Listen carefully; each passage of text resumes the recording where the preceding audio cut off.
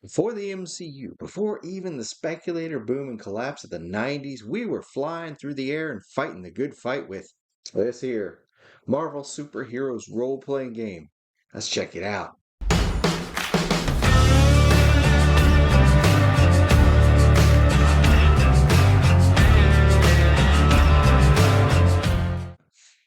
Hey there, everyone. Welcome back to the show. It's Tuesday, and that means we're going to roll some dice. Yes, sir. It's Tabletop Tuesday, the show where we discuss all the wonderful games that have enhanced our lives throughout the long years.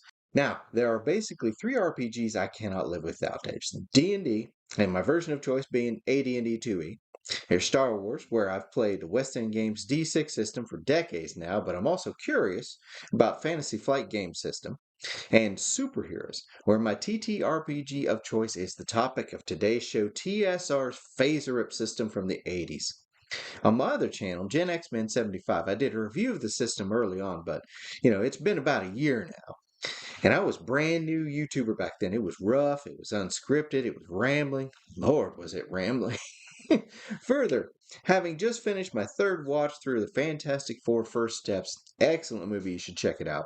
I got superheroes on the brain and I wanted to revisit this system in a much more concise and structured fashion. So let's get into it.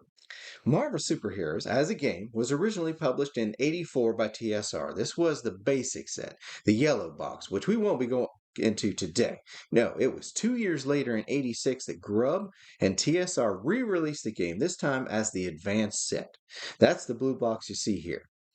This was a box set containing the player's book, the judge's book, a number of maps concentrated on New York City, the legendary cardboard standees, and a set of stack cards, all of these being many of the notable Marvel characters at the time.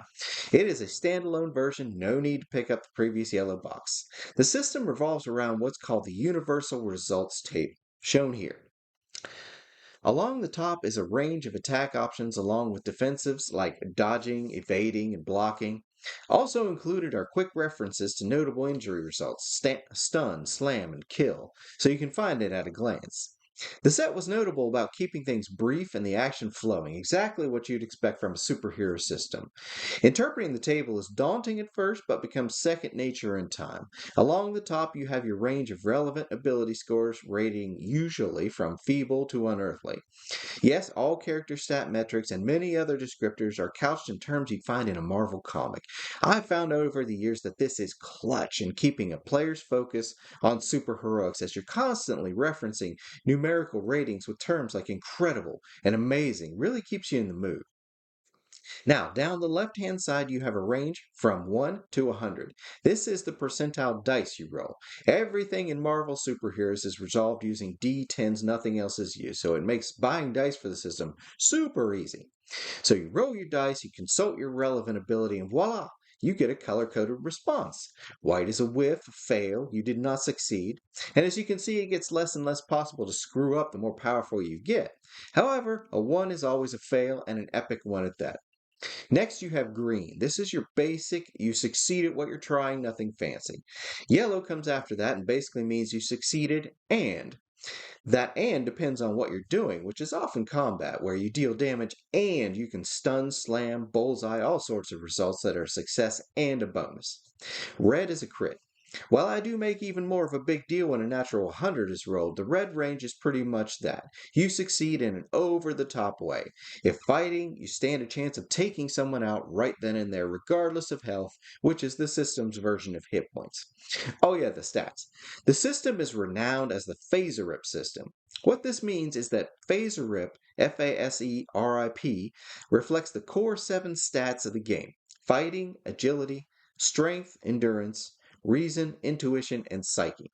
Each of these stats cover essentially what they sound like they cover. Fighting is for melee combat, agility is for range combat and dodging and such, strength is, well, physical strength, and so on.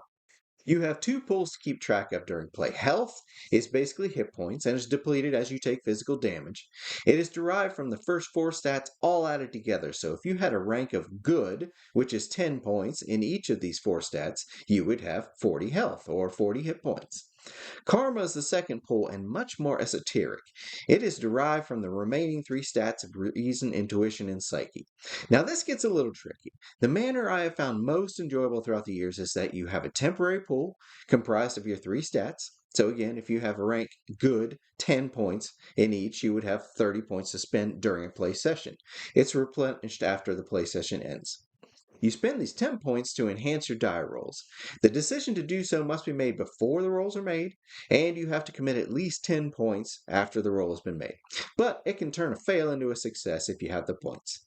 The second karma pool, and much larger, is used for advancement. In this game, you don't level up. Instead, you improve your stats individually over time by expending boatloads of karma on them.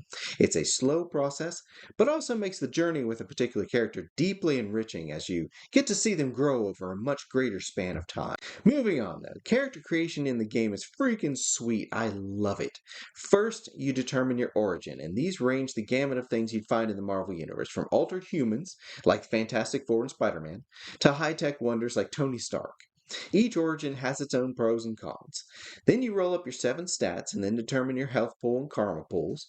Resources are another stat determined by a roll, but not in the usual way. You start at a specific rank determined by your origin, and then roll in a modifier table to see if it goes up.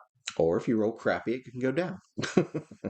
Finally, you determine your popularity, which is used to influence the reactions of NPCs, and then you get to the good stuff, the powers. In the base advanced game, there are 10 power categories along with at least 10 individual powers within those categories, so there are endless possibilities on how you can build out your superhero.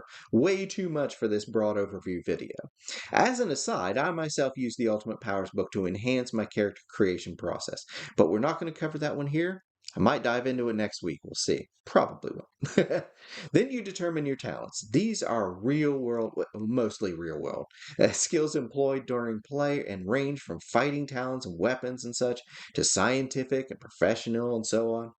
Further, the player and judge, this system's version of a DM or GM, are free to come up with new ones working together, so there's no limit to what you can employ.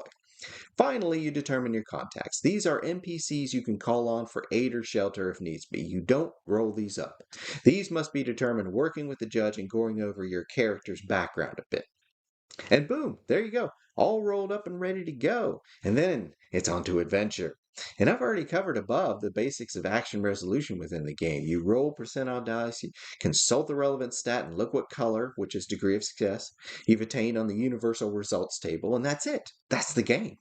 The set includes stats on 45 heroes, 28 villains, and 9 special entries. The special entries are your holy crap level NPCs like Galactus and Eternity. And it's been a mixed bag over the years whether people, want to play an established character or if they want to make up their own. Me personally, I go for, original every time, but that's just me. The set spawned numerous adventure entries, but only a handful of rule books, to build onto the base set, like the Ultimate Powers book and the Books of Magic, all of which are optional naturally.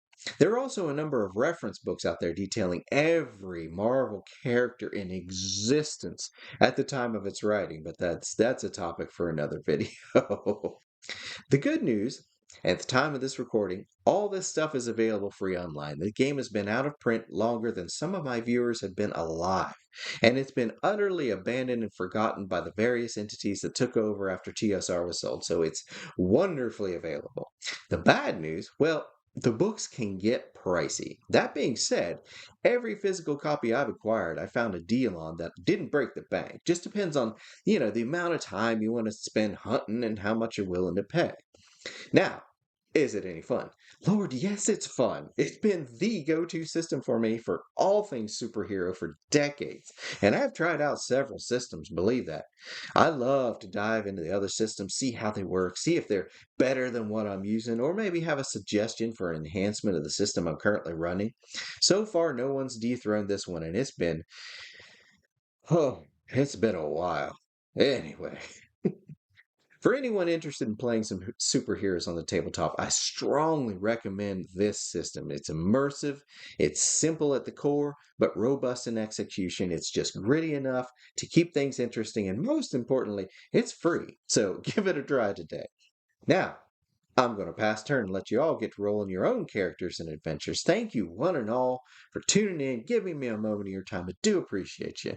And to all those who've subscribed, welcome to the new channel and the new journey through some RPGs. That's all I got for today, folks. Get out there. Roll some dice of your own while you're at it. Maybe pop in a good superhero movie, watch a cartoon, read a comic, get some exercise, and drink a little water. And as always, have a good one.